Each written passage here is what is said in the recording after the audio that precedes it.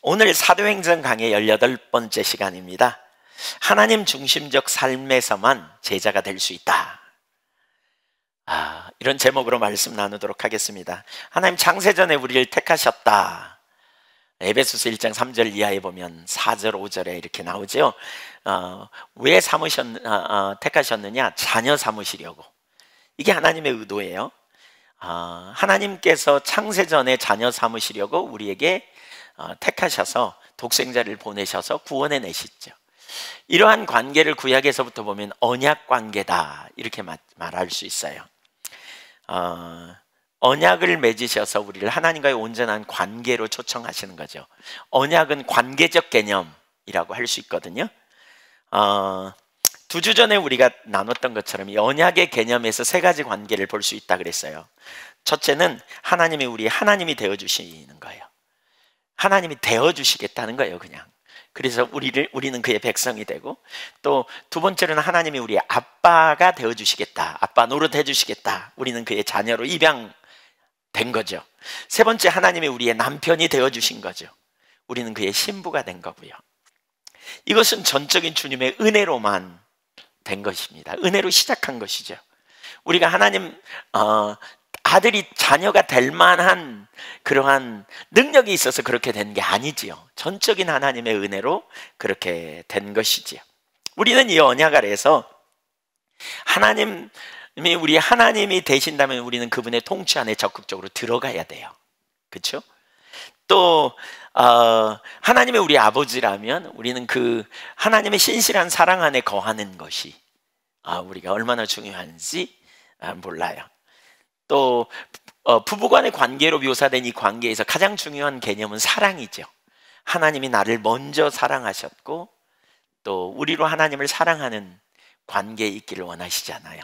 하나님의 아빠로서 우리를 보호하시고 우리를 돌봐주시고, 그래서 우리를 구원하기 위해 독생자를 아끼지 않고 내놓으셔서 우리를 양자로 입양함으로 우리는 하나님의 사랑받는 자예요. 하나님은 우리를 가장 좋은 길로, 가장 완전한 길로 우리를 이끄시는 좋으신 하나님 아버지시죠.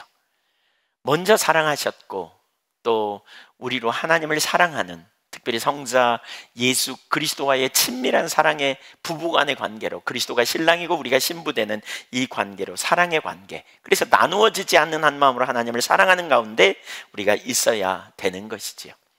바로 이러한 자리에 있는 삶을 요약하면 하나님 중심적인 자리에 있다 이렇게 말할 수 있어요. 하나님 중심적인 삶, 거기에 있어야 우리가 하나님과 친밀한 언약관계의 삶을 살 수 있어요. 하나님의 영광을 위해 살고 하나님을 신뢰하여 살고 하나님의 길로 행하는 삶, 하나님을 사랑하는 가운데 또 하나님을 신뢰하는 가운데 우리가 만나는 모든 상황이 하나님의 길로 행하는 삶, 하나님의 길을 따라 행하는 삶, 이게 하나님 중심적인 삶이에요. 한마디로 말하면 하나님을 기쁘시게 하는 삶이라고 말할 수 있죠. 네. 그런데 자꾸 말해요, 우리가 자기중심으로 돌아가요. 예수 안 믿는 사람을 말하는 게 아니고 예수 믿는 사람임에도 불구하고 우리가 하나님 중심에 있어야 하나님과 사랑의 관계에 있고 하나님을 신뢰하고, 하나님을 사랑하고 하나님 신뢰하면 우리가 어때요? 모든 일을 하나님의 기준을 따라, 길을 따라, 기뻐하시는 뜻을 따라 살 수 있거든요. 근데 자기중심으로 돌아간단 말이에요. 순식간에 자기중심으로 돌아가요. 한때 뜨거운 열망이 있어도 자기중심이 우리에게 얼마나 가까이 있는지 몰라요. 그래서 자기중심으로 돌아가요. 자기중심의 특징이 뭐예요? 자기를 위하고 자기가 하려고 하고 자기 능력으로 살려고 하고, 그러니까 결국 자기 길을 행해요. 자기 보기에 옳은 대로 행하는 거예요. 하나님의 길로 가면 안 될 것 같아. 왜냐하면 나를 위하고 내 능력으로 살아야 되는데 하나님의 길로 행하는 것이 올바르지 않다고 생각돼요. 이 자기 중심에 있으면 자기가 중심에 서야 돼요. 그러지 않으면 견딜 수 없어요. 항상 자기 입지, 자기 명예, 자기 유익을 구하는 자리로 가는 거죠. 그래서 그러면서 자기를 과신해야죠. 그러니까 하나님의 길이 아니라 자기 길로 행하게 된다는 거예요. 헨리 블랙가비 목사님이 쓴 하나님 경험하는 삶의 책을 참조해 보면 자기 중심, 하나님 중심을 이렇게 요약해 놨어요. 그 2단원에 보면 그걸 좀 도표로 올려 보겠습니다. 간단하게. 자기 중심은 인생의 초점이 자신에게 맞춰져 있습니다. 인생의 초점이 항상 나에게 있습니다. 나. 나 중심에서 모든 일이 시작해요. 그래서 자신과 자기가 이루어놓은 일에 자랑스럽게 생각해요. 내가 누구냐? 내가 이런 일을 행했다? 그래서 자기를 높이고 자기가 알려지기를 원하고, 그 다음에 이 자기중심성은 항상 자기를 신뢰합니다. 아담이 타락하면서 나타난 그 자기를 과신하는 경향이죠.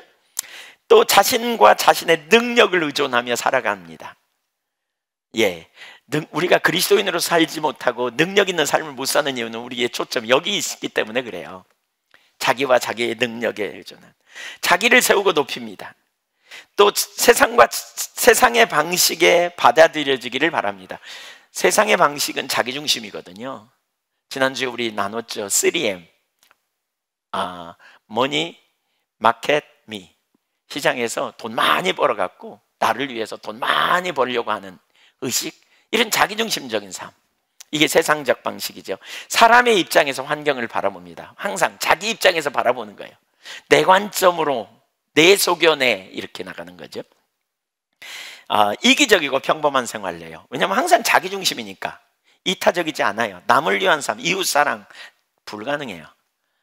자기에게 유익이 있는 한 이웃사랑, 자기 만족을 위해서 이웃사랑, 자아실현을 위한, 자기가 착한 일 하고 있는 자신의 모습을 보는 게 기뻐서 남을 섬기는 이런 정도지, 진정한 이웃사랑, 이타적인 삶 불가능해요. 여기는 하나님 중심은 반면에 어떤지 보십시오.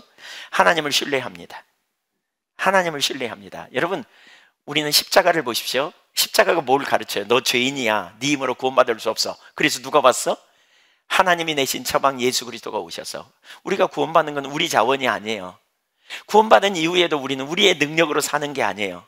주님의 지혜로, 주님의 능력으로, 주님을 의지하면서. 갈라디아서 2장 20절에 내가 그리스도와 함께 십자가에 못 박혔어. 이제 내가 사는 것이 아니요 그리스도가 사는 것이다 그러잖아요. 그리스도가 사는 삶이 뭐예요? 예, 그리스도가 나를 사랑하사 나를 위하여 자기 자신을 버리신 하나님의 아들 우리 주 예수 그리스도를 신뢰함으로 사는 삶이에요. 예수 그리스도를 힘 삼고, 예수 그리스도를 지혜 삼고, 예수 그리스도를 의 삼고, 예수 그리스도를 나의 능력 삼고 살아가는 삶이죠. 자기를 의존하는 삶이 아니에요. 하나님을 신뢰해야 돼요. 하나님과 하나님의 능력과 채워주심을 의존하는 삶, 이게 하나님 중심이에요. 하나님과 하나님이 하고 계신 일에 인생의 초점을 맞춰요. 하나님의 목적에 관심이 있어요. 하나님 앞에 겸손해요. 왜냐하면 자기 능력이 없으니까. 하나님 앞에 겸손해요. 자기를 부인해요. 여러분, 자기 중심과 하나님 중심은 절대로 같이 갈 수 없어요. 뒤에 살펴보겠습니다. 자기를 부인해요. 자기를 부인해요.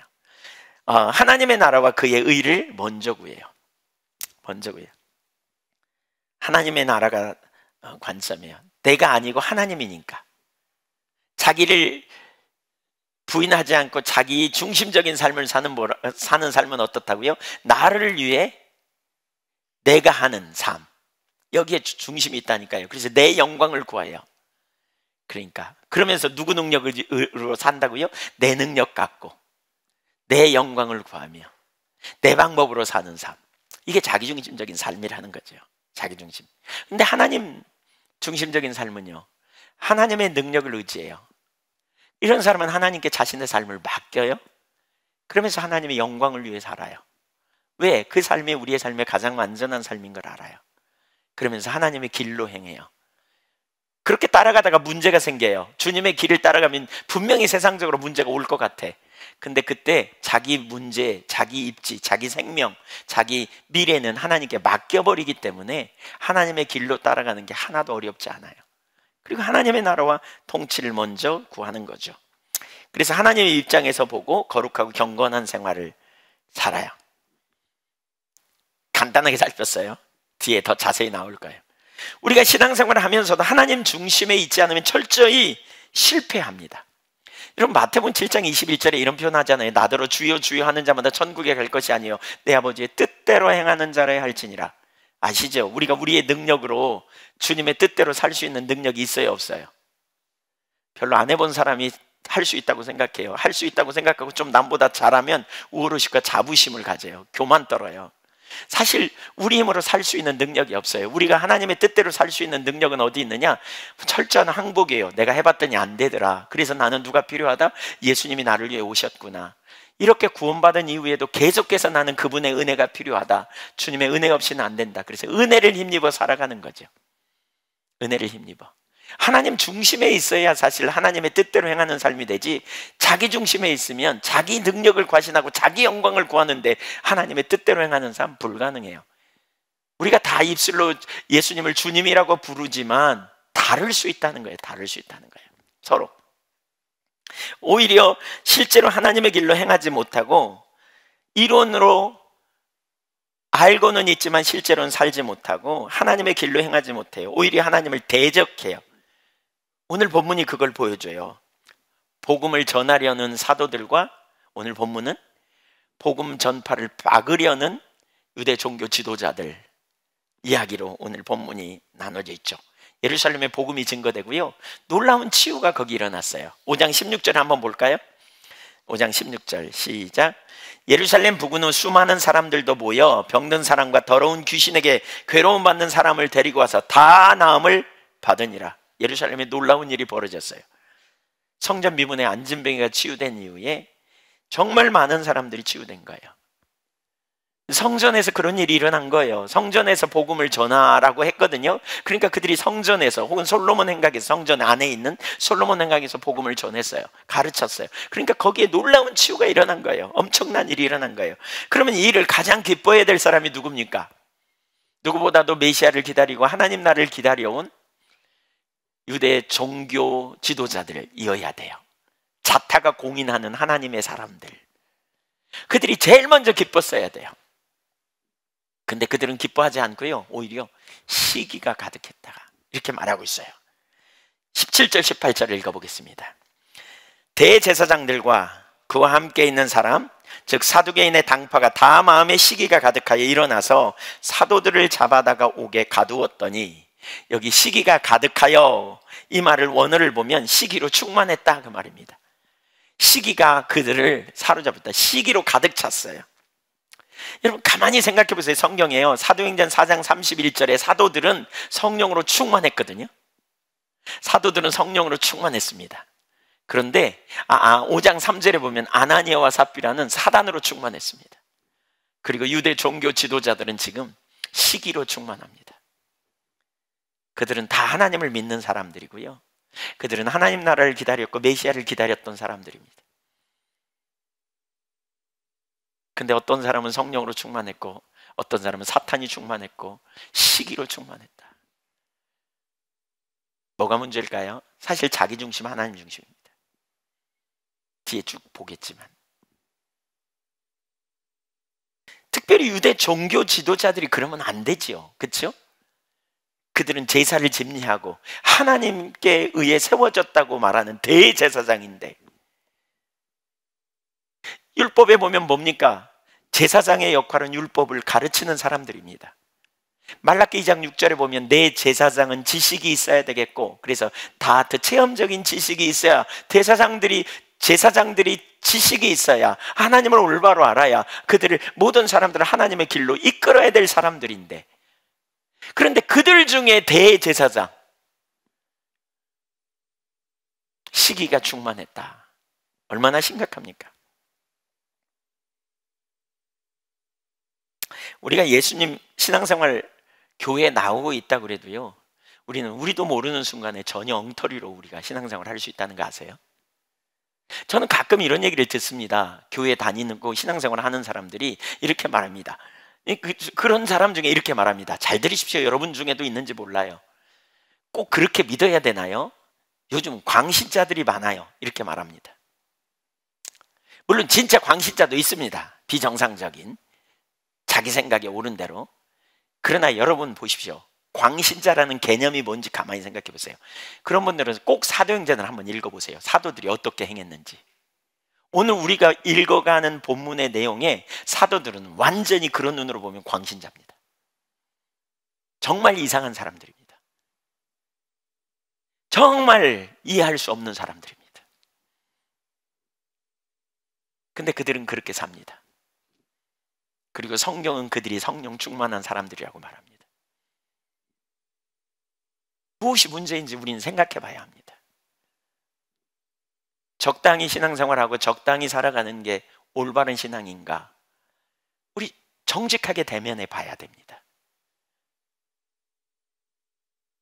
무엇이 올바른지 우리가 올바로 이해해야 합니다. 자기중심적인 삶에 있는 사람은 하나님 중심적인 삶의 자세를 가지고 신앙생활을 하는 사람이 광신적으로 보일 수밖에 없습니다. 성경이 명백하게 이게 보여줍니다. 제가 그런 관점으로 성경 사도행전을 쭉 읽어보니까요, 사도들은 완전히 도른 거예요. 그런 관점으로 본다면 자기 목숨을 아끼지 않았어. 유별나게 믿는 것 같아. 어떻게 그럴 수 있을까? 성령으로 충만했다니까요. 성경은 사도들은 성령으로 충만했다니까요. 그들이 잘못됐다고 말할 수 없어요. 성령의 인도하심을 받았다니까요. 그들은 성령과 동행하며 사역했다니까요.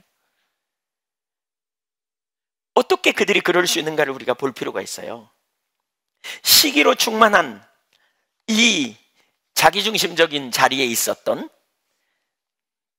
유대 종교 지도자들은 영적 소경이어서 보지 못해요. 메시아도 보지 못하고 십자가에 그래서 결국 못 박아 죽였고, 결국 하나님의 의도와 뜻이 무엇인지 전혀 못 봅니다. 확실히 보는 것은 직분이 보게 하는 건 아닙니다. 신앙의 연조가 보게 하는 건 아닌 것 같습니다. 확실히 보는 건 주님의 은혜로 가능합니다. 결국 그들은 잘못된 관점으로 보았고 사도들을 감옥에 가두었습니다. 한편 사도들의 입장에서 보면 이건 정말 억울한 일입니다. 그들은 복음을 전했고 그것을 통해 일어난 치유 때문에 이런 곤욕을 치러야 했습니다. 복음 때문에 핍박을 받게 된 겁니다. 그런데 염려할 필요가 없습니다. 왜냐하면 주님이 아시면 됩니다. 그들을 주님이 찾아오셔서 그 밤에 그들을 감옥에서 빼내주십니다. 19절 보겠습니다. 주의 사자가 밤에 옥문을 열고 끌어내어 이르되, 우리만은 번역되지 않는데 접속사가 그 앞에 있어요. 대라는 히브리어인데, 헬라어인데 그러나 라는 말입니다. 그들이 감옥에 갇혔으나 그러나 하나님 앞에서는 그거 아무것도 아니야. 하나님이 그냥 쑥 끄집어 내버린 거예요. 유대 종교 지도자들의 조치는 별 효력을 발휘하지 못한 거죠. 사명의식으로 살 때 우리가 담대할 이유가 여기 있습니다. 하나님은 언제든지 하시고자 할 때 당신의 능력으로 역사하심을 우리는 기억해야 합니다. 그래서 우리의 미래를 맡길 수 있습니다. 여러분, 이게 하나님 중심적인 사람의 모습입니다. 하나님 중심적인 사람은 하나님의 뜻이라면 순종하고 가는 겁니다. 근데 중요한 게 뭐가 있냐면, 그럼 내 생명은 어때? 내 입지는 뭐고? 나는 유익이 없는데 내 문제는 어떻게 해결해? 바로 그 문제를 가지고 하나님 중심적인 사람은 하나님께 맡기는 겁니다. 우리의 미래를 맡겨요.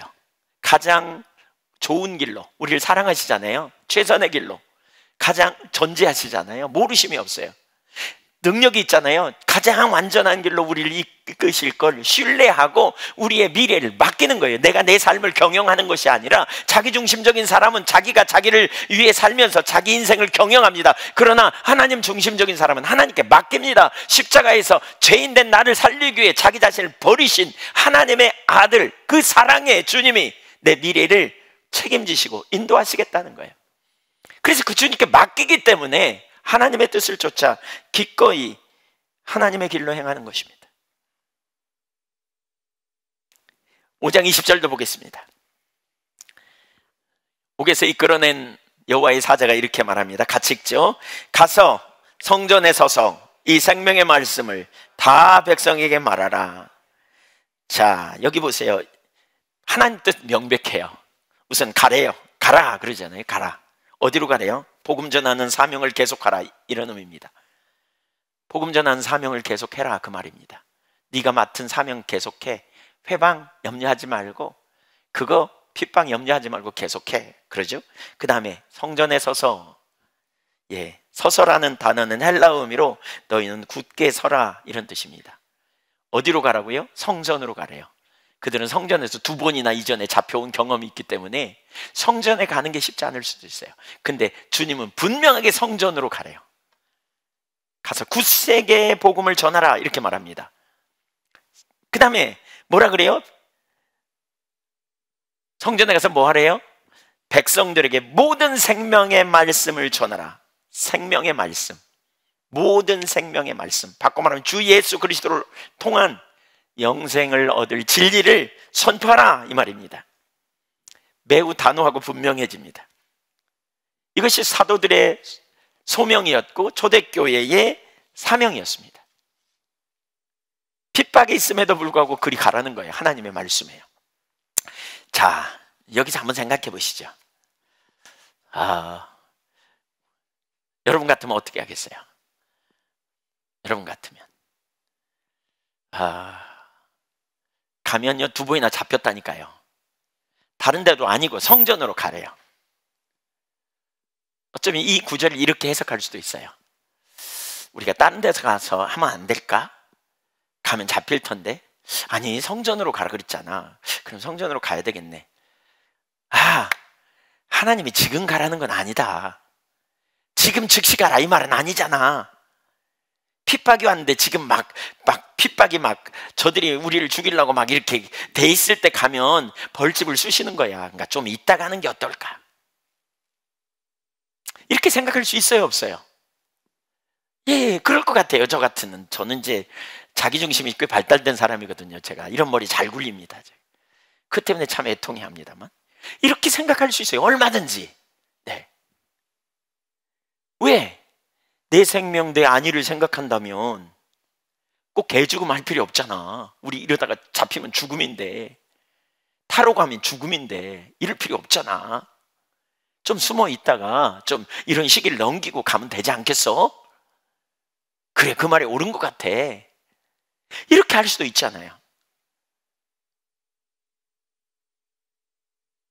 여기서 2가지로 딱 나눴을 거예요. 나눌 수도 있어요. 어떤 사람들은 아니야, 지금 가야 돼. 어떤 사람은 아니야, 지혜롭게 해야지.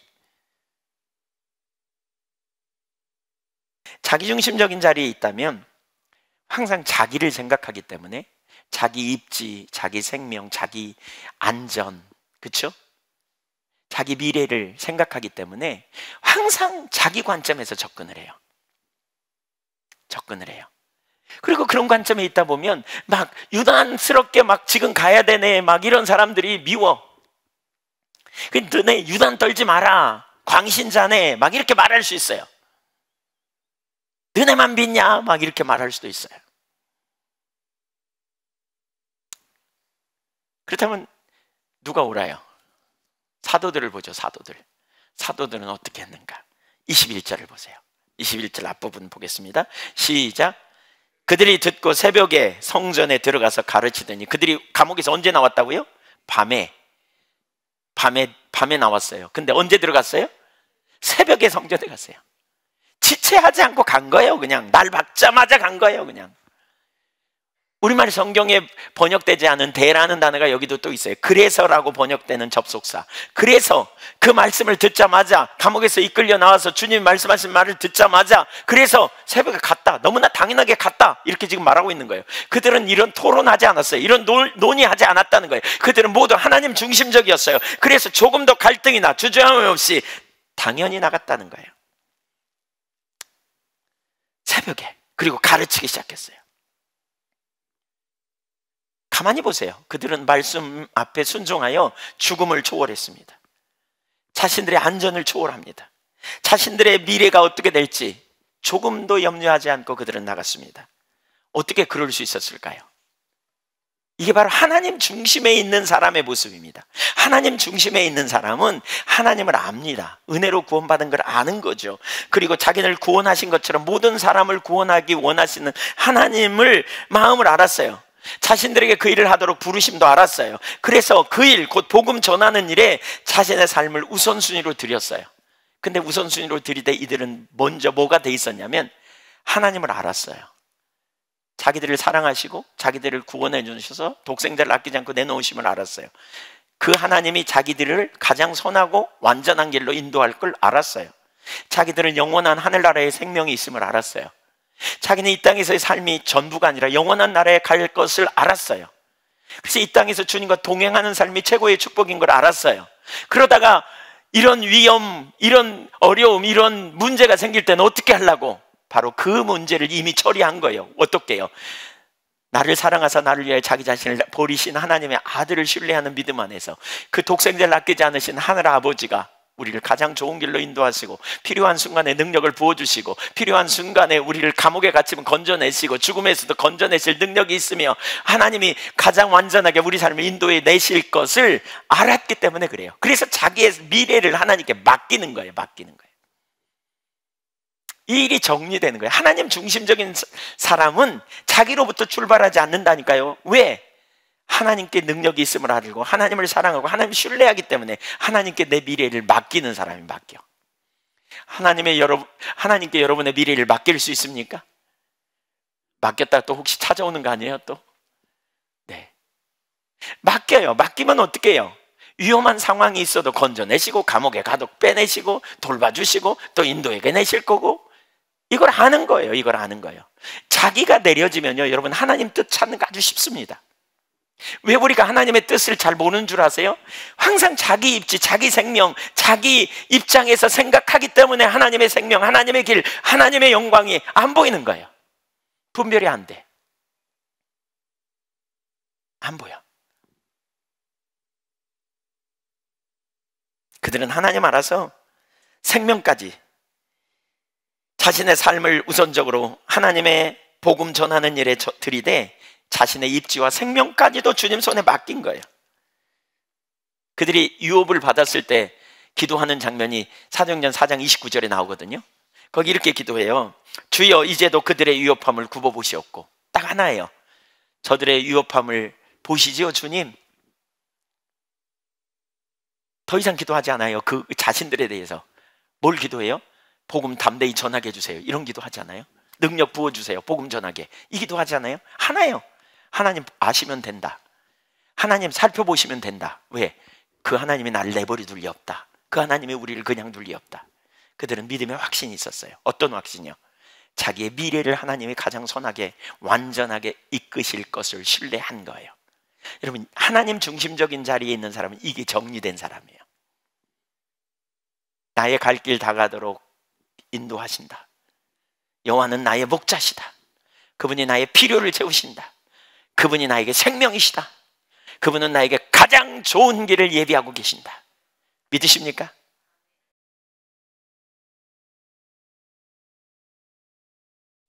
하나님 생명이시죠. 하나님 생명. 이게 정리된 사람들이에요. 그래서 주의 길을 따라가는 거예요. 21절부터 23절까지 읽겠습니다. 그들이 듣고 새벽에 성전에 들어가서 가르치더니 대제사장과 그와 함께 있는 사람들이 와서 공회와 이스라엘 족속의 원로들을 다 모으고 사람을 옥에 보내어 사도들을 잡아오라 하니 부하들이 가서 옥에서 사도들을 보지 못하고 돌아와 이르되 우리가 보니 옥은 든든하게 잠기고 지키는 사람들이 문에 서 있으되 문을 열고 본즉 그 안에는 한 사람도 없더이다 하니 너무나 놀라운 일이 일어난 거죠. 예. 사람이 쏙 빠져버렸어. 그대로 있는데 사람만 쏙 빠졌어요.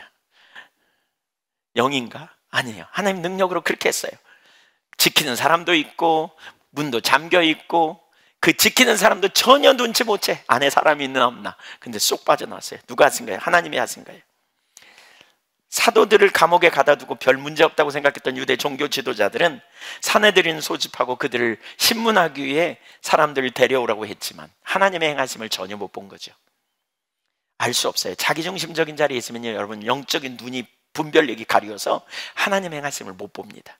모든 것이 깜깜한 밤일 뿐입니다. 하나님의 역사는 놀랍게 진행되고 있는데 그들은 깊은 잠에 빠져 있었을 뿐입니다. 그들은 매우 당혹해 합니다. 24절 25절 보세요. 성전 맡은 자와 제사장들이 이 말을 듣고 의혹하여 이 일이 어찌 될까 하더니 사람이 와서 알리되 보소서 옥에 가두었던 사람들이 성전에 서서 백성을 가르치더이다 하니 의혹했다. 그 말은 뭐예요? 매우 당황하다 그 말입니다. 그들은 매우 당황했어요. 도대체 있을 수 없는 일이 일어난 거죠. 사람들이 알려주기 전까지 그들은 전혀 몰랐거든요. 사실 이쯤 되면 그들은 중단했었어야 돼요. 이쯤 되면 그들은 더 이상 사도들을 건드리지 않아야 돼요. 이거 뭔가 정말 하나님이 행하시는구나 이렇게 생각하면서 주시하여 봐야 돼요. 근데 그들은 그렇게 하지 않아요. 결국 하나님을 대적하죠. 자기 중심적인 자리에 있는 게 얼마나 무서운지 몰라요. 자기 중심적인 자리에 있는 것은 불신앙에 있는 사람들만의 모습이 아닌 거 아세요? 믿음이 있다고 여기는 자들 중에서도 한때 철저히 하나님의 영광을 위해 살겠다고 헌신한 자들도 순식간에 자기중심으로 돌아갈 수 있다는 걸 기억해야 돼요. 자기중심에 있는 사람들은 성경을 모른다고 생각하지 마십시오. 성경을 알지만 자기중심에 있으면 성경이 이론이고 지식일 뿐입니다. 말씀을 존중히 여기지 못합니다. 마태복음 6장 24절에 두 주인 섬기지 말라 그랬는데 두 주인을 섬기는 자로 갑니다. 하나님을 찾지만 언제나 나입니다. 나를 위해 돈 벌어야 될 텐데, 나의 명예를 생각해야 될 텐데, 사람들 앞에 드러내야 될 텐데, 내게 무슨 유익이 있나. 주님의 일에 참여하면서도 이것이요 우리 속에서 심각하게 꿀떡거립니다. 그래서 하나님을 경외할지라도 경외함도 신뢰함도 영광을 위한 삶도 살지 못합니다. 자기중심에 있으면 생각이 많아져요. 공격도 많아요. 왜? 스스로 보호자가 되려고 하기 때문에. 하나님의 말씀도 안 들려요. 하나님의 길이 능력이라고 보이지도 않아요. 자꾸 변호하려고 해요. 그래서 감정적으로도 정말 혼돈되어 있어요. 특별히 자기중심에 있으면요 연민에 빠져서 헤어나오기가 어려울 때가 많아요. 자기 입지를 생각하면서 뭐가 잘 나갈 땐 자부심과 우월의식 같지만 안 나가고 해봐도 안 되는 것 같고 내 신세가 뭔가 이렇게 생각하면서 연민에 빠져요. 내 신세가 뭐긴 뭐예요. 우리가 죄인이었고 주님의 은혜로 구원받았으니까 우리의 신세를 주님이 알아서 인도하실 텐데 거기에 초점 두지 않고 자기가 자기 입지를 생각하고 챙기니까 뭐가 안 되면 연민에 빠지고 자꾸 다른 사람이 원망스럽고 다른 사람에 대한 미운 생각이 자꾸 들고, 한번 어려움 누구한테 억울한 말 들어보세요. 절대 안 잊어버려. 그냥 속으로 품고 그냥 이 사람한테 가서 말하고 저 사람한테 가서 말하고 그냥 억울하네, 그 인간이 어쩌 그러냐 막 이렇게. 자기중심에 빠지면 상당한 경우에 분별력이 가리기 때문에 여러분 왜곡되는 오해가 있을 수 있어요. 오해가 왜곡돼. 그래가지고 그냥 마음의 쓴뿌리가 풀어지지도 않아. 계속해서 원망하고 계속해서 불평하고 계속해서 남 탓하고. 자기중심에 있어서 그래요. 하나님 중심에 있는 사람은요 억울함 주님께 맡겨요. 주님이 아시면 돼. 내 입지는 주님이 책임지셔. 그렇죠? 내 명예도 주님이 드시는 거예요. 주님은 내 방패요 내 상급이라는 고백이 입술로만이 아니에요. 실제로 주님께 맡겨. 주님이 나의 적군이 쳐들어올 때 막아주실 방패요. 주님이 나의 변호사가 되는 거예요. 주님이 나의 보호자예요. 주님이 내 머리를 드시는 분이에요. 내가 들려고 하지 않고 맡기는 거예요. 이렇게 되어야 자유함이 있어요. 여러분, 이렇게 주님께 맡길 수 있는 사람은 자유함이 있어요. 신앙이 자유예요. 이게 안 맡겨지니까 자기중심에 머물러서 거기를 헤어나오지 못하니까. 왜? 마태복음 11장 28절에 수고하고 무거운 짐진 자들아 다 내게로 오라 내가 너희를 쉬게 하리라 그랬어요.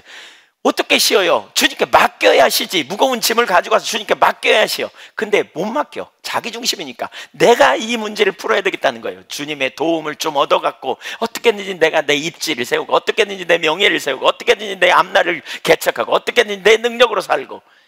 해결이 안 되는 거죠. 해결이 안 돼요. 맡겨야 안식이 있는데, 맡겨야 자유함이 있는데. 지금 당장 억울해도 주님께 맡기는 거예요. 주님이 아시니까요. 내가 억울한 거 주님이 아셔. 그럼 주님께 맡겨. 축복해. 언젠가 그 오해가 풀리고. 지금 낮춰지는 것 같아. 주님께 맡기는 거예요. 날 높이는 분도 주님이고 낮추는 분도 주님이고. 누가 못 알아줘도 괜찮아. 지금 상황이 꼬이는 것 같아. 그래도 주님께 맡기고 안식하는 거예요. 왜? 주님이 주님의 때에 가장 선하게 나를 인도하실 거다. 지금 이 과정에 내가 보기에는 거꾸로 가는 것 같지만 주님이 이 과정을 통해서 가장 좋은 길로 인도하고 계시다. 그러면서 하나님 찾고 나가는 거죠. 그래야 안식이 있는데, 자기중심에 있으면 안식도 없어요. 예수 믿어도 항상 화덕이에요. 항상 역려하고 항상 낙심하고 연민에 빠져서 헤어나오지를 못하는 거예요. 내가 아니라 그랬는데 갈라디아서 2장 20절에 그런즉 이제는 내가 사는 것이 아니요 그리스도께서 사시는 것이라. 근데 여전히 내가 사는 거죠. 나 중심에서. 여러분, 그래서 옛사람을 벗어버리고 새사람을 입으라고 말하고 있잖아요. 육체의 소욕을 쫓지 말고 성령을 쫓아 행하라고 말하고 있잖아요. 여기에서 벗어나야 돼요. 여기서 돌이켜야 돼요. 26절 보겠습니다. 성전 맡은 자가 부하들과 같이 가서 그들을 잡아왔으나 강제로 못하면 백성들이 돌로 칠까 두려워함이라. 자기중심의 또 다른 특징이 여기 나타납니다. 사람들을 두려워합니다. 자기가 자기를 세우려고 하기 때문에 사람의 눈치가 되게 중요해요. 자기가 자기를 보호하려고 하기 때문에 사람들이 자기를 어떻게 할까 되게 중요해요. 그래서 사람에게 민감해요. 사람에게 인기 얻으려고 그러고, 사람에게 잘 보이려고 그러고, 사람이 어떻게 생각하느냐에 따라서 우리 행동이 제한돼요. 심지어 하나님의 뜻도 제한돼요. 네. 반면에 반면에 사도들은 달랐어요. 27절 이하를 보겠습니다. 그들을 끌어다가 공회 앞에 세우니 대제사장이 물어 이르되 우리가 이 이름으로 사람을 가르치지 말라고 언금하였으되 너희가 너희 가르침을 예루살렘에 가득하게 하니 이 사람의 피를 우리에게로 돌리고자 함이로다. 지금 사도들은 공회에 끌려온 상태 아닙니까? 그리고 공회가 금지하는 것을 전하다가 잡혔습니다. 복음 전하는 거 금했는데 잡혔어요. 전하다가. 특별히 여기 사내들이는 영적인 눈이 가려져서 부활의 복음을 도저히 알지도 믿지도 않았어요. 그런 상태라면 지금 사도들은 자기들의 앞날에 무슨 일이 일어날지 예측 불가한 상황입니다. 어쩌면 그들의 생명이 위험한 상황일 수도 있습니다. 이런 상황이라면 우리는 어떻게 하겠는가? 사도들은 분명하게 말합니다. 29절을 보십시오. 이게 오늘 요절 핵심 구절인데 같이 읽어보죠. 시작. 베드로와 사도들이 대답하여 이르되 사람보다 하나님께 순종하는 것이 마땅하니라. 한번 따라서 보세요. 사람보다 하나님께 순종하는 것이 마땅하니라. 이 보통의 이치라는 거예요. 하나님의 백성들은 하나님께 순종하는 자리에 가야 된다는 거예요. 우리 이 말 아무 문제 없을 때, 평범할 때 이 말 하는 것 하나도 어려운 일이 아니에요. 문제는 지금 그들의 생명이 왔다 갔다 하는 판에 이 말을 하고 있다니까요. 지금 자기들을 잡아 죽일 수도 있는 상황에 이 말을 한다니까요. 지금 이게 하나님 중심적인 삶이에요. 자꾸 나누지만 어떻게 그럴 수 있어요? 자기 입지, 자기 생명은 어떻게 하고 하나님이 책임지신다니까요. 그걸 안다니까요. 그렇기 때문에 이렇게 하는 거예요. 여러분, 자기가 내려지지 않으면 우리가 하나님 뜻대로 순종하는 거 절대 불가능해요. 아세요? 나를 위한, 나에 의한, 내 능력을 의존하는 자기중심성, 거기 머물러서는 우리 하나님 뜻대로 순종하는 거 불가능해요. 절대로 불가능해요. 둘은 함께 갈 수 없다니까요. 내가 아니에요. 주님이에요. 하나님이에요. 하나님이 나의 피난처요, 나의 산성이요, 나의 능력이에요. 그분이 나를 위하여 독생자를 아끼지 않고 내놓으시고 나를 살리셨고 나를 구원하셨고 영원한 생명을 주셨잖아요. 그분이 우리의 의의가 되시고 그분이 우리의 생명이 되시고 우리의 산성이 되시잖아요. 맡기는 거예요. 맡기는 거예요. 그리고 나는 하나님이 이 땅에 보내신 목적이 뭐예요? 하나님의 나라와 영광을 위해 살도록. 내가 영원한 나라가 예비되어 있어. 나는 이제 죽으면 끝이 아니야. 이 땅에 사는 게 다가 아니야. 나는 그리스도인으로서 영원한 생명이, 나는 하늘나라 시민이야. 이 땅에서 하늘나라를 준비하고 살아가는 거예요. 그러니까 이 땅에서 어떻게 살아요? 하나님 영광을 위해 이 땅에 두신 것은 하나님 영광을 위해 살도록 우리를 두셨어요. 그래서 나는 하나님 영광을 위해 사는 거예요. 하나님의 길로 행하는 삶의 완전함을 쉬려고 하나님의 나라와 영광을 구하며 살아가는 거예요. 그래서 하나님의 뜻을 따라 행하는 거예요. 그런데 내 미래는요, 내 자녀의 미래는요, 내 가정의 앞날은요, 주님께 맡기는 거예요. 주님이 인도하시리라. 주께서 지키시리라. 믿으십니까? 이게 하나님 중심적 삶이에요. 이게 하나님 중심적. 나는 빼고 그분의 능력으로, 그분의 은혜로, 그분의 영광을 위하여. 이게 하나님 중심적 삶이에요. 목숨을 초월하여 선언한 사도들의 선택. 우리는 이런 구절 보면 이렇게 생각합니다. 사도들이니까 그렇게 살지. 아니에요, 여러분. 사도 아니라 사도 할아버지라도요, 자기 중심으로 돌아가면 이렇게 못 살아요. 하나님 중심, 성령 충만하니까 이렇게 가는 거예요. 저와 여러분도 마찬가지예요. 하나님 중심, 성령 충만한 삶이 되면 우리도 이렇게 갈 수 있어요. 그리고 이것은 특별한 사람만이 아니에요. 저와 여러분 모두가 그 자리로 가야 돼요. 아멘? 왜 아멘 소리가 적어지는 것 같아요? 저와 여러분이 그 자리에 있기를 소원합니다. 할렐루야. 30절을 보겠습니다. 너희가 나무에 달아 죽인 예수를 우리 조상 하나님이 살리시고 이스라엘에게 회개함과 제사함을 주시려고 그의 오른손으로 높이사 임금과 구주로 삼으셨느니라. 아주 핵심적인 내용을, 짤막한 복음을 전합니다. 너희가 죽인 예수를 하나님이 살리셨다. 너희가 죽인 예수를 우리 조상의 하나님, 아브라함과 이삭과 야곱의 하나님이, 이스라엘의 하나님이 살리셨다. 왜? 이스라엘이 제사함과 회개하고 제사함을 얻어 주시려고 예수 그리스도를 임금과 주로 우리에게 주셨다? 그렇게 말하는 거죠. 죄 없으신 분이 죽으셨어요. 그러나 하나님은 그를 내버려 두지 않았어요. 살리셨죠. 다시 우리의 죄를 대신해서 죽으신 그분을, 죄 없으신 분을 하나님은 능력의 손으로 살리셨어요. 왜? 우리에게 영원한 생명을 주시려고. 누구든지 예수를 믿으면 이제 영원한 생명을 얻게 되는 거죠. 근데 여기 한 가지 의문이 있어요. 감옥에서 끌어내셨으면 더 이상 감옥에 안 갇히도록 좀 지켜주시면 좋잖아요. 성전에서 말씀 선포하고 있는데 저기서 잡으러 오면 못 들어오게 그냥 싹 그냥 어떻게 해버린다든가 그러면 좋잖아요. 근데 왜 허락하시고 또 끌려가게 하셨을까? 바로 이거예요. 복음을 그들이 듣도록 하시는 거예요. 비록 그들이 교만해서 못 듣지만 다시 들을 기회를 주시는 거예요. 저는 이게 주님의 마음이라고 봐요. 다시 그들에게 복음을 듣도록, 교만함으로 못 들은 그들을 회개하고 돌이킬 기회를 주시는. 네, 때를 얻든지 못 얻든지 우리가 복음을 전해야 될 이유가 여기 있는 거죠. 아멘. 32절을 보세요. 이제 사도들은 자신들의 정체성을 분명히 말합니다. 우리는 이 일의 증인이요, 하나님이 자기에게 순종하는 사람들에게 주신 성령도 그러하니라. 사도들은 자신의 사명이 뭔지 알았습니다. 증인이라는 겁니다. 부활의 증인. 근데 그것은 자신들만의 일이 아니라 성령님이 하시는 일이라. 자기들은 성령님과 동역하는 일이라, 이렇게 말해요. 하나님 중심적인 자리에 있는 사람이 성령님과 동역할 수 있어요. 성령님은 우리를 하나님 중심적인 배경 가운데서 인도하거든요. 자기 중심으로 돌아가면 성령의 음성을 못 들어요. 성령의 음성을 무시해요. 성령의 인도를 따르지 않아요. 철저하게 나를 위하고 내가 하려고 하고 그러기 때문에. 사실 여러분, 오늘 우리가 저나 여러분이나 자기 중심을 철저히 경계해야 돼요. 우리가 교회 와서 앉아있다고 뭐가 다 된 것처럼 생각하면 안 돼요. 내가 철저히 하나님 중심에 서야 하나님을 기쁘시게 하고 하나님의 영광을 위해 사는 삶으로 우리가 나갈 수 있어요. 자꾸 지금 하나님께서 우리 교회를 사역적으로 방향을 자꾸 지금 인도하고 계시는 거 보이세요?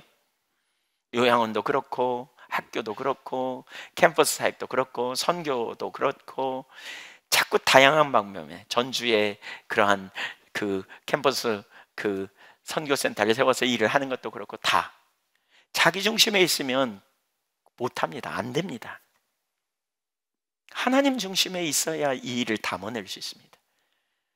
성도가 온전케 되어지는 데 있어서 정말 중요한 한 가지는 자기 중심에서 하나님 중심으로 전환되어져야 온전케 되어집니다. 에베소서 4장 12절에 성도가 온전케 돼서 봉사의 일을 함으로 머리 대신 그리스도의 뜻을 담아내는 몸이, 교회가 세워지는 겁니다. 이런 교회가 되어져야 합니다. 이렇게 되어져야 온전히 세워질 수 있습니다. 이 일이 필요합니다. 네, 하나님 중심에 있어요. 초대교회는 계속 성령과 동역했거든요. 사도행전 13장에도 보면 이제 나중에 나오지만 성령과 동행했어요. 그래서 예수님은 이 사실을 분명하게 말씀하세요. 마태복음 16장 24절을 보면 이렇게 말하죠. 예수께서 제자들에게 이르시되 누구든지 나를 따라오려거든 자기를 뭐하고? 부인하고 자기 십자가를 지고 나를 따를 것이나. 자기를 뭐하라? 부인하라 그랬어요. 이 말씀을 언제 주신 줄 아시죠? 베드로가 주는 그리스도시요 살아계신 하나님의 아들입니다 이렇게 선포한 다음에, 이렇게 선포한 그 다음에, 그렇죠? 예수님이 십자가에 못 박혀 고난을 당하고 죽은 지 사흘 만에 살아나야 하리라, 이런 말씀을 하자 베드로가 뭐예요? 순식간에 주여 그리하지 마옵소서. 영어 성경에 보니까 꾸짖었다 이렇게 표현하거든요. 항변했다, 대들었다 이렇게 말해요. 그랬더니 예수님 뭐라 그래요? 사탄아 너는 내 뒤로 물러나라. 너무나 과격한 말 같죠? 베드로가 왜 이 일을 했는지 성경에 분명히 말해요. 뭐라 그러냐? 너는 하나님의 일을 생각지 않고 사람의 일을 생각하는도다 그랬어요. 자기 중심에 있으면요, 자기를 생각해요. 자기 관점에서 생각해요. 지금 자기가 칭찬받고 인정받고 예수님이 치유하고 놀라운 일이 일어나는데, 지금 분위기 좋은데, 지금 예수님이 가면 나는 어떻게 해? 예수님이 가면 어떻게 해?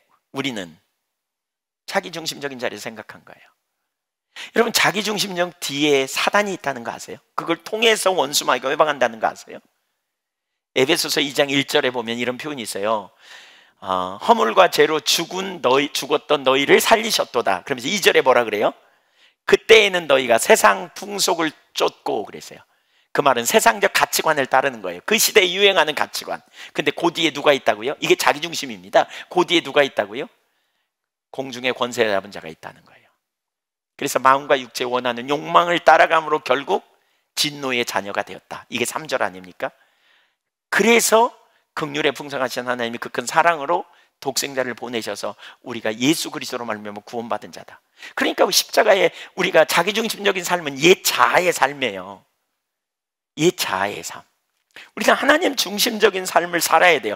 이게 자동적으로 되면 좋겠지만 우리가 육신을 가지고 있는지라 저와 여러분 중에 아무도 예외일 수 없어요. 우리가 하나님 중심에 있다가 금방 자기 중심으로 돌아가잖아요.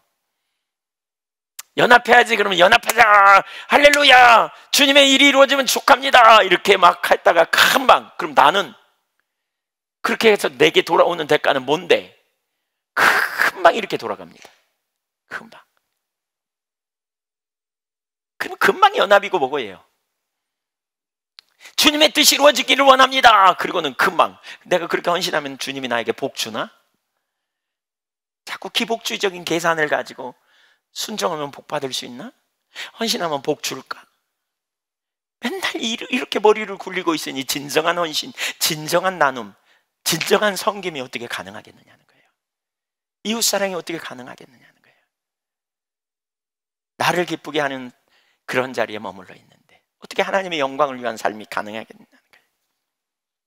그래서 예수님은 아무든지 나를 따르고 누구든지 나를 따라오려거든 주님 따르려면 반드시 자기를 부인해야 된다, 이렇게 말하는 거예요. 자기를 부인해야 주님 따라가요. 제자 될 수 있다니까요. 부인해야. 최근에 우리 집중기도회 저녁에 이제 하고 있는데 최근에 다윗 이야기를 계속 살폈죠. 하나님의 말세에 하나님 마음에 합한 사람을 세우신다. 근데 그 마음에 합한 사람이 성경에 보면 누구냐면 다윗이에요. 근데 다윗 이야기를 살피다가 지난주 목요일 날 저녁에 다윗이 하나님을 어떻게 경외했는가를 살폈는데 정확하게 똑같습니다. 하나님 중심에 있어야 할 수 있는 일을 합니다. 사무엘상 24장을 보면 다윗이 사울에게 쫓겨날 때 있었던 일입니다. 사울이 3,000명을 이끌고 다윗을 쫓아왔습니다. 길가 양옆에 많은 굴이 있었고요. 사울을 죽이겠다고 3,000명의 군사를 쫓아오니까 다윗 그때 군대가 400명에서 600명 사이쯤 됐을 것 같아요. 그러니까 굴 속으로 숨습니다. 아마 다 한 굴에 들어가지는 않았을 것 같아요. 여기저기 흩어져 숨었을 거예요. 그리고 지죽은 듯이 있었겠죠. 사울이 와봤더니 아무도 없어. 그래가지고 거기 이제 군사가 그냥 있다가 자기가 이제 용변이 보고 싶어갖고 어느 하는 굴에 들어간 거예요. 용변을 보고 싶어서. 그런데 용변을 볼 때 우리 훤한 데를 봅니까? 굴 같은 데 들어가면 깜깜한 데를 봅니까? 깜깜한 데를 봐요? 아니죠. 훤한 데서 누가 내 뒤를 보면 어떡해. 그래서 가리고 이렇게 훤한 데를 보잖아요. 근데 그 뒤에 누가 있었다고요? 다윈 일행이. 너무나 절호의 기회잖아요. 그때 부하 중에 한 사람이 이렇게 말해요. 4절 보세요. 다윗의 사람들이 이르되 보소서, 여호와께서 당신에게 이르시기를 내가 원수를 네 손에 넘기리니 네 생각에 좋은 대로 그에게 행하라 하시더니 이것이 그날이니라. 다윗이 일어나서 겉옷자락을 가만히 베니라. 얼마나 좋은 기회예요. 오늘이 바로 그날이구나. 26장 6절도 보실래요? 똑같은 일이 두 번 일어납니다. 이제 이때는 쫓아와요. 대거 군대가 쫓아와요. 그런데 너무나 이상한 일이 벌어져요. 군인들이 다 자버려. 사울은 일찍 잠자리에 들었다면 주변에 수비하던 군인들이 다 자버려. 엄청 피곤해서 그럴 수도 있지만 어쩌면 하나님의 작품이에요. 제가 볼 때는. 6절 이하를 볼게요. 이에 7절 볼까요? 다윗과 아비새가 밤에 그 백성에게 나아가 본즉 사울이 진영 가운데 누워 자고 창은 머리 곁 땅에 꽂혀 있고 아브넬과 백성들은 그를 둘러 누웠는지라. 아비새가 백성에게 이르되 하나님이 오늘 당신의 원수를 당신의 손에 넘기셨나이다. 그러므로 청하오니 내가 창으로 그를 찔러서 단번에 땅에 꽂게 하소서. 내가 그를 2번 찌를 것이 없으리이다 하니. 다 잠들었다니까요. 자기 원수가 자기 앞에서. 그랬더니 아비새가 그러는 거예요. 말씀만 하옵소서. 2번 찌를 것도 없이 한 번에 끝장내겠습니다. 얼마나 좋은 기회예요. 여러분, 다윗의 입장에서 생각해 보세요. 이때 한번 입장해 보세요. 다윗과 그 입장에서 이런 생각을 할 수 있어요. 제가 생각해 보니까 한 최소한 4가지 이상의 생각을 할 수 있겠더라고요. 첫째, 성경에 뭐라고 그랬냐면 이는 이로 눈은 눈으로 그랬거든요. 그러니까 원수는 원수를 갚아도 돼요. 자기가 너무 억울한 일을 당하잖아요. 그러니까 원수가 갚을 전형적 기회예요. 감정적으로 얼마나 밉겠어요. 자기가 잘못한 것도 없는데 자기를 죽이라고 쫓아오니까. 그러니까 죽여도 된다, 이런 생각을 가질 수 있겠죠. 2번째로는 사울을 죽이고 사울이 살아나는 것은 자기 목숨과 연관된 일이에요. 사울이 자기 부하들도 죽이려고 그래요. 그러니까 사울이 죽어야 자기가 살아. 사울이 쫓아다닐 때 하나님이 보호하신다고 해도 얼마나 스트레스가 됐겠어요. 그러니까 스트레스에서 해소되고 내 부하들도 좀 편안한 삶을 살게 해주려면 이 인간이 죽어야 돼. 이런 논리적 생각을 충분히 할 수 있겠죠. 무엇보다 논리적인 분명한 생각, 3번째 생각인데요. 뭐냐? 사무엘을 통해 사무엘상 16장에 약속이 있죠. 내가 너를 다음에 왕으로 세우리라 그랬어요. 사울이 죽어야 자기가 왕 돼. 그리고 이건 하나님의 뜻이야. 그러니까 사울을 죽이는 것이 하나님의 뜻이라고 충분히 생각할 수 있겠죠. 이쯤 되면. 거기다가 바로 이 3번째 논리에 연관해서 4번째로 부하들이 말하는 거예요. 생각해 보세요. 하나님이 주신 기회라니까요. 지금 하나님의 뜻을 이루도록 하나님께서 당신에게 이 기회를 주신 거예요. 여론이 그를 죽여야 된다는 여론으로 몰고 가요. 여러분, 이런 상황이라면 어떻게 할까요? 여러분이 이런 상황이라면 어떻게 하시겠어요? 대답은 안 듣겠습니다. 다윗은요 이렇게 해요. 다윗이 어떻게 했는가 보시죠. 다윗 9절 26장 9절 10절 11절. 다윗이 아비새에게 이르되 죽이지 말라. 누구든지 손을 들어 여호와의 기름 부음 받은 자를 치면 죄가 없겠느냐 하고, 다윗이 또 이르되 여호와께서 살아계심을 두고 맹세하노니 여호와께서 그를 치시리니. 그는 원수 갚는 걸 하나님께 맡기는 거죠. 여호와께서 그를 치실 것이다. 그리고 자기는 하나님의 길에 서요. 여호와의 기름 부음 받은 종은 주님이 손대실 거라는 거예요. 주님이. 그러면서 11절 보세요. 그래서 자기는 절대로 이렇게 안 하겠다는 거죠. 내가 손을 들어 여호와의 기름 부음 받은 자를 치는 것을 여호와께서 금하시나니. 이건 하나님 뜻이 아니라는 거죠. 너는 그의 머리 곁에 있는 창과 물병만 가지고 가자. 자 보세요. 그는 온전히 하나님만 생각했어요. 이 순간에. 그러니까 사실 이렇게 기름 부음 받은 자를 죽이는 것을, 손을 대는 것을 금했다, 이 하나님의 뜻을 생각하기 전에 훨씬 더 많은 4가지 생각이 있다니까요. 근데 어떻게 그 뜻을 찾아서 그렇게 순종할까요? 결과적으로 보면 다윗이 옳았거든요. 결과적으로 보면 그러니까 하나님을 경외하는 그 다윗이 옳았거든요. 어떻게 그럴 수 있었을까요? 이게 바로 하나님 중심에 있을 때 가능해요. 무슨 얘기냐? 자기가 빠지면, 자기 중심이 빠지면, 자기를 위하여 자기를 기쁘게 하려는 게 빠지면, 자기 입지, 자기 생명을 주님 손에 맡기면 이런 분별력을 가지고 이렇게 선택할 수 있다는 거예요. 자기가 안 빠지면요, 자기 중심에 있으면요, 절대로 우리는 다윗처럼 하나님 경외하는 삶 살 수 없어요. 내 입장에 생각하지. 내 입장에 생각해도 매우 논리적이라니까요. 내 관점에서 생각해봐도 매우 하나님 뜻처럼 보일 수 있다니까요, 여러분. 그래서 자기를 부인하지 않으면 주님을 기쁘시게 하는 삶이 불가능해요. 제자의 삶은 불가능해요. 철저히 우리는 하나님 중심에 있어야 가능해요. 오직 하나님만 생각한 거죠. 그 상황에 자기의 관점에서 생각하지 않고요, 하나님의 관점에서. 그는 하나님 중심적인 자리에 있었기 때문에, 무엇보다 하나님과의 친밀한 교제 가운데 있었기 때문에 가능해요. 사랑하는 여러분, 하나님 중심적인 삶에 있기를 주님의 이름으로 축원합니다. 저와 여러분 하나님 중심적인 자리에 있어야 돼요.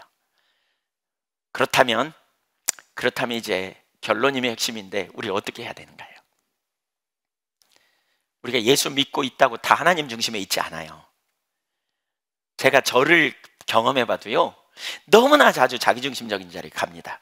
자기중심적인 자리에 가는 순간 제 입지, 제 명예, 제 목적, 제 관심사, 제 눈으로 다 봅니다. 그러면 혼돈합니다. 하나님 말씀을 읽어도요, 내 관점으로 봐요. 그러니까 하나님 뜻이 안 보여요. 하나님의 길이 안 보여요. 이렇게 시간을 두고 그냥 지내면 점점 머리가 복잡해져요. 생각이 많아져요. 어떻게 내가 나의 입지를 위하여, 어떻게 내가 내 관점에서 어떻게 세울까, 어떻게 만들어낼까, 어떻게 이 일을 돌파해낼까, 이러면서 머리가 복잡해집니다. 자기 유익을 위해서 계산적이 되고요, 하나님의 뜻과 의도대로 순종한 삶이 불가능해집니다. 근데 이런 자리에 있다가요, 하나님을 집중적으로 찾기 시작하면서, 하나님 집중적으로 찾기 시작해야 사실 하나님 중심으로 가거든요. 그리고 하나님 중심으로 딱 가게 되면 무슨 일이 벌어지냐면요, 검은 봉지를 뒤집어 쓰고 있다가 벗은 느낌이 들어요. 아세요? 검은 봉지를 머릿속에 한번 뒤집어 써보세요. 안 보여요. 깜깜해요. 본다 그러는데 안 보여요. 항상 자기 연민, 항상 자기 입지, 항상 자기 문제, 자기 근심, 염려가 끊어지지 않아요. 내 입장에서 생각해요. 근데 거기서 딱 벗어진 느낌이 들어요. 내 염려를 주님께 맡기고, 내 미래를 주님께 맡기고, 내 필요를 채우실 하나님을 신뢰하고, 나는 주님이 기뻐하시는 자리에 서리라. 온전한 예배자로, 하나님을 경외함으로, 하나님 영광 받으시면 충분합니다. 사람들이 뭐라 그래도 괜찮아요. 혼란에 빠지지 않아요. 무엇이 하나님의 길인지 분명히 인식해요. 여기 있어야 돼요, 여기. 그럼 어떻게 해야 되는가? 우리가 다윗의 삶을 보면, 무엇보다 다윗은 하나님 중심적인 자리에 있기를 위해서 하나님의 얼굴을 구한 삶이었습니다. 우리가 이 부분은 이미 오래 살폈습니다. 다윗은 하나님이 목적이었습니다. 다윗은 자기 육신의 필요를 위해 하나님을 찾은 게 아니고, 하나님을 알고 사랑하기를 원하며 하나님과 함께 있기를 열망했습니다. 시편 27편 4절 우리가 많이 살펴보잖아요. 그는 평생에 한 가지 소원을 가졌습니다. 그게 뭡니까? 하나님의 임재 안에 있기를 원했습니다. 하나님의 임재 가운데 있기를, 하나님 안에서 발견되기를 원한 거죠. 그리고 그는 지속적으로 하나님을 바라봤습니다. 하나님의 아름다움, 하나님의 선하심, 하나님의 온전하심을 지속적으로 보았습니다. 그리고 그는 자기 인생의 모든 문제를 하나님께 가지고 가서 하나님과 의논하는, 시편 27편 4절 사모하는 그것이라, 그 말은 의논하다는 말이라 그랬죠. 바카르. 그래서 표준 세번역은 그렇게 번역하고 있어요. 하나님과 의논하는 삶을 그는 살았습니다. 평생에 그랬습니다. 어떤 환경 속에서도 하나님과 친밀한 교제 가운데 있기를 힘썼다는 거예요. 하나님 자신을 구했다는 거예요. 그럴 때 영적인 분별력이 주어져요. 하나님 중심에 있는 사람은 자기가 아니에요. 자기 입지는 주님께 맡기고 주님의 뜻을 따르게 되는 거예요. 하나님의 뜻이 커 보이고요, 그래서 하나님의 뜻에만 순종하며 나가게 돼요. 여러분, 우리가 하나님 중심에 있으면요, 하나님의 뜻이 커 보여요. 크게 보여요. 자기 중심에 있으면 자기 뜻이 커 보이고 하나님 뜻은 쬐끄만하게 보이고 잘 인식도 안 돼.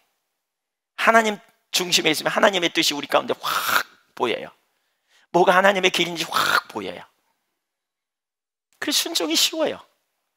자기 중심에 있으면요, 하나님의 길 잘 안 보여요. 신앙은 이론이 아니고 하나님은 관념 속에 계시지 않잖아요. 무엇보다 그래서 우리는 집중적으로 하나님을 찾아야 돼요. 우리가 하나님을 찾을 때 하나님은 자신을 계시하세요. 우리가 찾을 때 하나님은 임재하셔서 우리에게 하나님을 알게 해주세요. 그때 우리는 자기를 부인할 수 있어요. 하나님의 전지하심, 전능하심, 우리를 향한 사랑, 하나님께 맡길 수 있어요. 우리의 미래를 이 하나님을 알게 될 때 맡길 수 있어요. 고린도전서 3장 18절에 보면 우리가 주의 영광을 보는 만큼 우리의 삶의 영광으로 변화된다 그랬죠. 하나님을 아는 만큼 우리가 하나님 중심으로 가요. 미래를 맡기고 염려도 맡기고 우리를 맡겨버려. 그리고 나는 하나님이 이 땅에 두신 목적, 뭐 살든지 죽든지 주의 영광을 위해 살기로 선택하는 거예요. 살든지 죽든지, 그 말은 죽어도 괜찮아 이 말이 아니고요. 살든지 죽든지 그 말은 생사복을 가지신 주님 손에 내 미래가 있어 그 말이에요. 내 미래를 맡으신 주님, 전능하시고 나를 사랑하시고 전지하시고, 그쵸? 신실하신 나의 좋으신 아빠, 나의 신랑, 나의 하나님, 그 하나님이 내 미래를 책임지실 거다. 나는 그분의 영광을 위해 사는 거다, 이 땅에서. 거기에 놀라운 능력이 있는 거죠. 거기에. 오늘 본문을 두 부류의 모습 우리가 봤죠. 오래 신앙생활을 했지만 영적인 눈이 멀어 있는 유대 종교 지도자들, 사도들을 잡아들이고 사람들의 눈치를 보고, 그리고 말씀을 들을 기가 없고,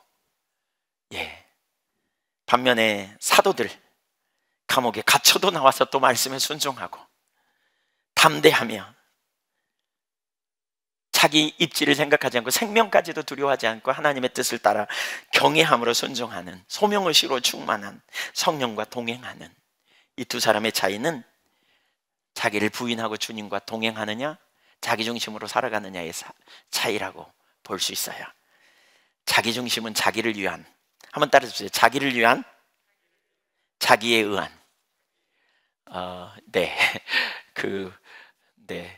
어떤 분의 연설 생각나죠? 링컨, 게티스버그의 연설.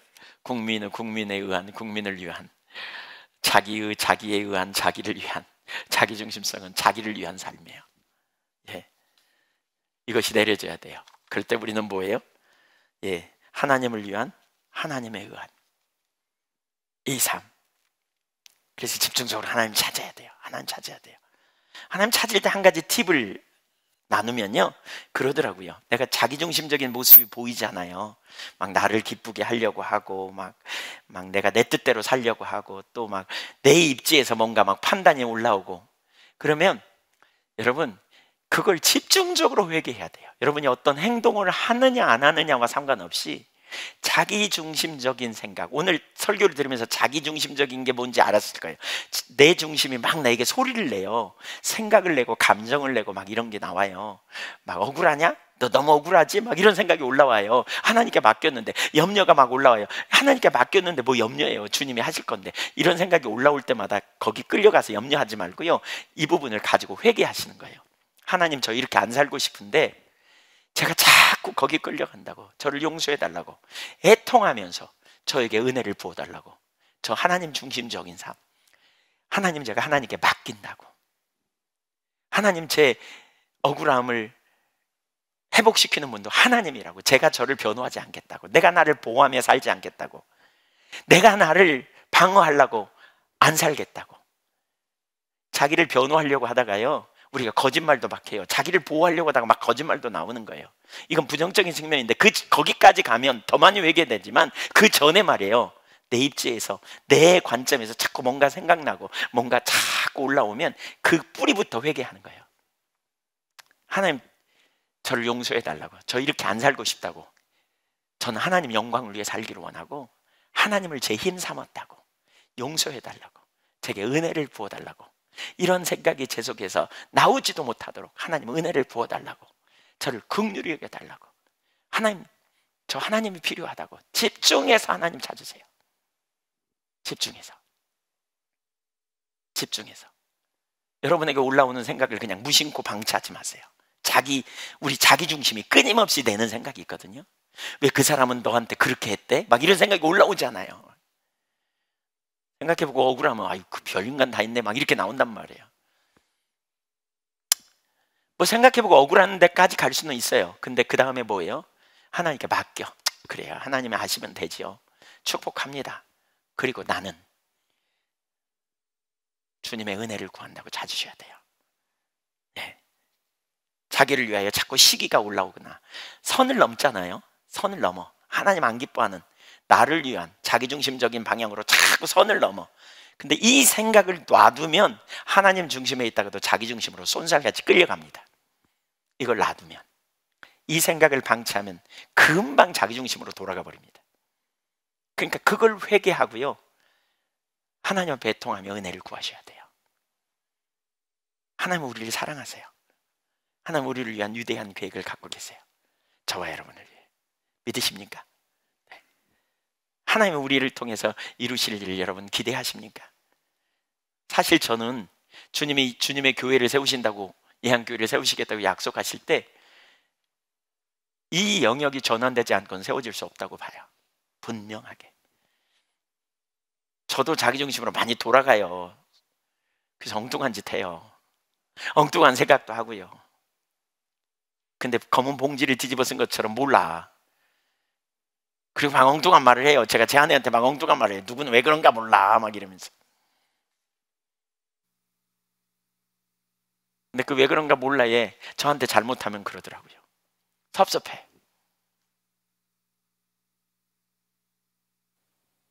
주님한테 안 그러는데. 하나님 중심에 있으면 하나도 문제가 안 되는데.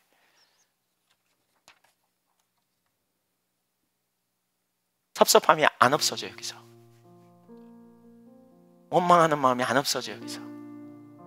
미움이 안 없어져 여기서. 연민이 안 없어져. 쓴뿌리가 안 없어져. 왜 그런 줄 아세요? 자기중심에 가 있어서 그래요.